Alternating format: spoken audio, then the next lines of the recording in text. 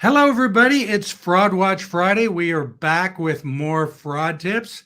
And today being Veterans Day, that is our topic, scams that target our military veterans, which unfortunately AARP research has shown that our military veterans are targeted at least twice as often as the general population. So this is a really big problem, against the people who deserve our protection from fraud, not to be targeted. So here to talk with me about it is an Air Force veteran himself, but also you know him as our cyber expert, Dave Morrow. Dave, how's things going today? Good, Bruce. How you doing? Good. So, I guess the first question that I have for you is why are veterans targeted more often? How is that happening? Well, veterans are targeted because we have benefits primarily that are available to if you're a veteran through the Veterans Administration. Sometimes the states have benefits, and Washington has some benefits for veterans that these guys can try to target to get for themselves. And so, not only that, but in society, military has been one of the most trusted, continuously one of the most trusted organizations in our society for several decades now. And so, military-related charities pop up all over the place. And what they'll do is they'll just basically decide to put military in the name or veterans in the name of the charity, and the fraudster will then set something up and then start asking for money. And people who are not careful about uh, who they give to, or don't, or emotionally have some sort of tug for whatever the charity purports to be supporting, will just give money to them. So, but veterans, all the benefits we have, all the Veterans Administration benefits and state benefits, as well as other types of things that are available to veterans, are kind of a good lure for the fraudsters to try to come take advantage of them. So, is there anything that veterans can do to protect themselves? Are there things to watch out for? Yeah, Bruce, we always talk about being, aware of what they call the red flags, things that should make you kind of question it or make you pause or make your, what I call, make the little antenna in the back of your head kind of quiver because something's not quite right. And there are really kind of five flags, if you will, that I see that might give you awareness, whether you're a veteran or not, that this might be a scam. A charity trying to solicit some money from you on behalf of veterans may be a scam. The first one would be if they send you, if you open your email or get a text one day from some charity you've never heard of, and they thank you for giving a donation that you don't remember making. That's the first flag because they're trying to get a relationship started with you. They're trying to get in contact with you, and once they make contact, then they'll throw their pitch at you to see if they really can get you to give them some money. The second thing is when you ask them, we always talk about doing due diligence. So you need to ask them information about the organization, how your donation is used, what percentage of your donation actually goes to the cause as opposed to the administrative costs of the charity. And legitimate organizations, legitimate charities, are happy to give you those answers. They have it right there, and they'll tell you before you donate. But if you don't get a good answer from them, you don't have some good uh, vibes from them about what kind of, if they're being evasive or kind of cagey about who they are and who runs it and how much money they take in and things like that, then you probably need to do some more due diligence or just steer clear of them all the way. Now, there are some sites that you can go to do some research on charities, and one of them is one called GuideStar, and there's another one called Charity Navigator, and Bruce will throw up. Yeah, Bruce can throw up the URLs there. Charity Navigator is another one, and then the Better Business Bureau runs something called the Giving Alliance, Wise Giving Alliance. And those three will give you all kinds of information. You type in, like on the give.org one, you type in the name of the charity, and it'll give you all kinds of information of what kinds of complaints they've had on it, what kind of background they have. So do some research there. If you're in the state of Washington, The Washington Secretary of State has some really good resources on their website, and it's for if you go to the Washington Attorney General's, yeah, there it is, Secretary of State, not the Attorney General. This Secretary of State, sos.wa.gov, and look for charities and giving on the site. There's a whole list of things for donors that tell you ways to check out charities, things to do if you think you've been defrauded, who to contact, and things like that. The third thing is these guys will sometimes just use high pressure tactics. I mean, real charities are really happy to have you give money to them, no matter when you want to give money to them, whenever you're ready to give. But if they call you, if somebody purporting to be from a charity calls you and pressures you to donate right away, they want your money right now. What they're trying to do is rush you and try to get your money in their hands before you have some time to do some research or question their legitimacy or even do any kind of due diligence at all. So if somebody is trying to get you to donate your money and is using high pressure tactics, and this is for for veterans organizations or any charity, hang up, don't respond to them until you've had time to do some investigating. If you're interested, go investigate, do some due diligence in the places we just showed you, and check it out. Now, there's also a technique that has been highly successful for me in a lot of cases, is to just do a Google search or an internet search of the charity's name followed by the word scam or complaint or fraud.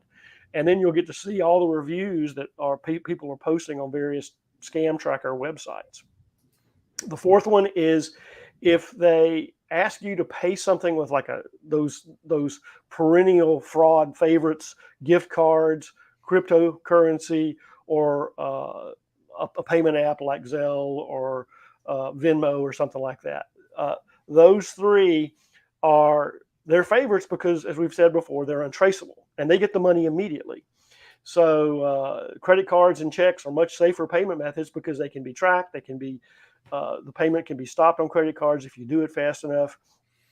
And a legitimate charity is going to be happy to take your money using a credit card or a check or something like that, as opposed to one of the instant cash things. The fraudsters are more likely to say, no, you got to do it with a gift card.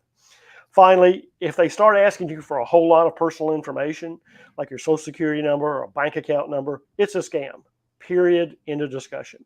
Real charities don't care what your social security number is. Real charities don't care what your bank account number is. You give them money or give them a check or a credit card, they're going to take it and process it. If they say you're required to give them personal information, that's a scam also. So search for a well-known organization that supports your cause and run it through all these kind of gates to see if you think it's a scam. But please do due diligence on any type of charity that solicits money from you. But in this time of the year, especially veterans charities or veteran-related charities. All right. Well, that's a pretty comprehensive view of a very big problem. And you know what? You always want to thank veterans for their service, and I thank you for your service in the Air Force. But I also thank you for the work that you're doing as a fraud volunteer who knows this issue better than most of our volunteers. So I really appreciate that, and I think our viewers do as well, because as you say, there are some kind of unique hooks that fraudsters and con artists can use to sort of gain the trust of veterans because of the camaraderie and also because of the benefits.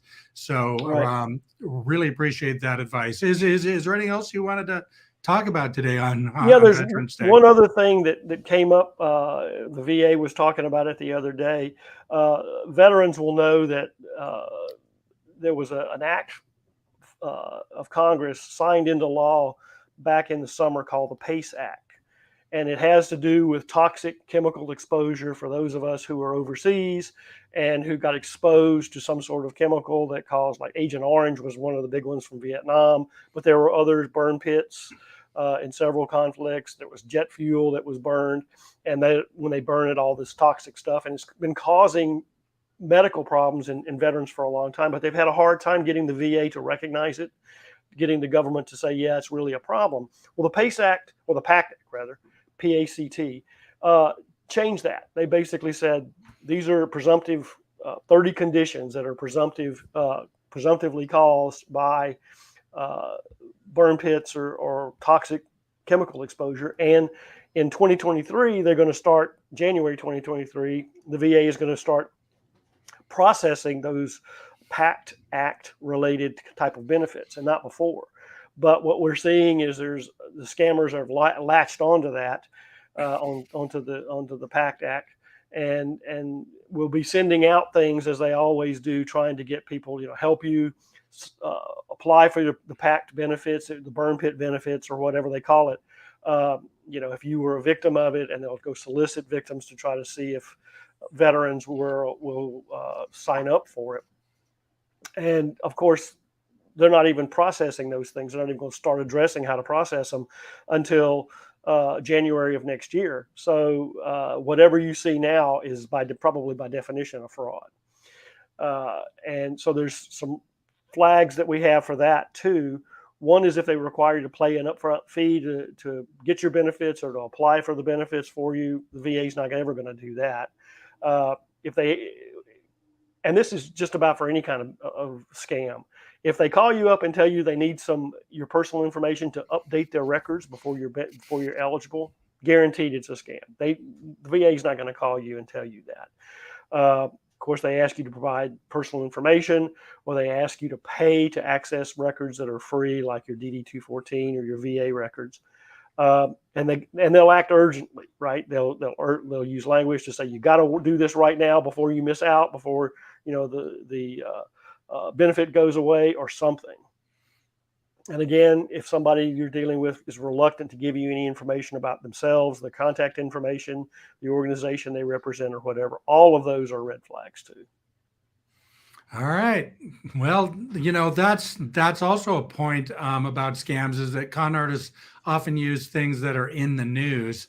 Right. And, this has been in the news, the burn pit issue has been in the news, and help for that is in the news. And con artists will then say, oh, can I craft a scam around that? And, that happens with natural disasters or, children's cancer. I mean, anything they can use to pull at your heartstrings, they will use, especially if it's a current event. So, yeah, thank you for bringing that up. And I wanted to mention that AARP has a fraud fighter call center, and Dave is one of the people who answers the phone there, and actually provides one-on-one help to people. What you can do is call that number and talk to an AARP volunteer who's been trained in fraud matters and can help you with advice. And there are people who are military veterans who staff those phones. And as I mentioned, Dave is one of them. And if the person that you happen to talk to isn't, they can have you called back by somebody who actually does have some background. So that's 877-908-3360. It's completely free. It's a toll-free call, and there is no fee for the service. And we get a ton of calls and help a lot of people. And so if you don't know where to go or who to ask on behalf of yourself or on behalf of a parent, perhaps, or a loved one, that's a source of info for you.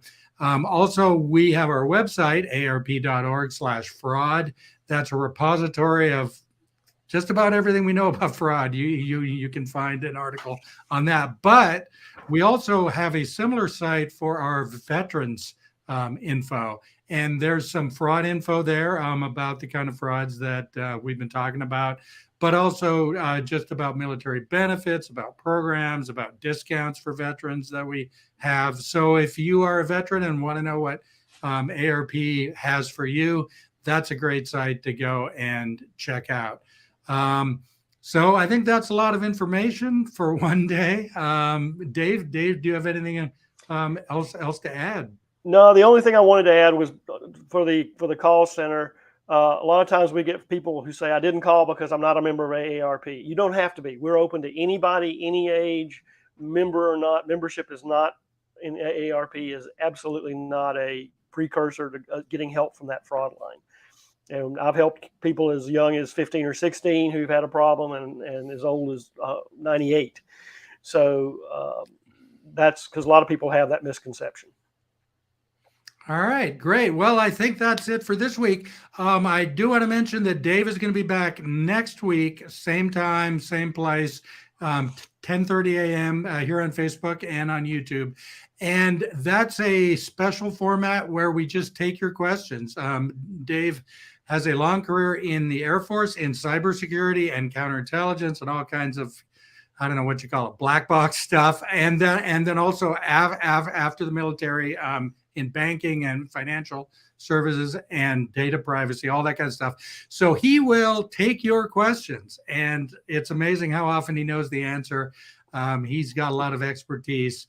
And if we don't know the answer, we'll check it out and get back to you. But, that's a chance to ask about your cell phone security or your email. Are you getting texts that are suspicious and you want to ask somebody about it? It's an open forum. We usually go about 45 minutes. So it's your chance. If you have a question that's been on your mind about your home internet, your cell phone, your banking security, credit cards, all that kind of stuff, come on back next Friday, 10:30 a.m. and we'll be live here on Facebook and on YouTube. So until then, thank you, Dave. Happy Veterans Day. Thank you.